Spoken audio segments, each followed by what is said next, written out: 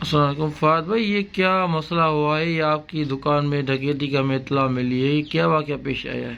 Server भाई, आज सुबह में मैं जब यहाँ पे आया हूँ 6 बजे, तो यहाँ पे दुकान का शटर के ताले जो है ना टूटे हुए थे।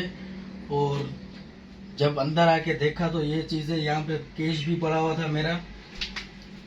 और दुकान की अभी तक ऐसी हालत है, मैंने कुछ किसी चीज़ तकरीबन 8-10 लाख रुपए कैश पड़ा हुआ था यहाँ पे। 50-60 हज़ार रुपए कैश जो 150 वाले वो अलग पड़े हुए थे। और कैमरे भी लगे हुए हैं। कैमरे की इन्होंने क्या क्या है, आए पहले जाके डिवाइस उठाई है, कैमरे की डिवाइस निकाल के अपने साथ ले गए। बाकी ये है कि अभी तक मैंने किसी चीज को हाथ नहीं लगाया है। बाकी 8-10 लाख रुपए मेरे पड़े हुए थे कैश। मेरी पेप्सी की एजेंसी है, आयशा मस्जिद के बराबर में पेप्सी की डिस्ट्रीब्यूशन की एजेंसी है मेरे पास। और आज सुबह में 6 बजे मैं आया हूँ तो ये वाकया पेश आया है मेमनकोट में।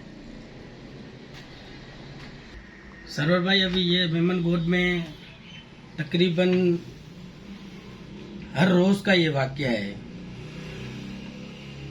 मेमन बरादरी के साथ भी है। और ये ताजर जो हम अभी मेहनत की कमाई से काम करते हैं, अभी पुलिस का कुछ पता ही नहीं है।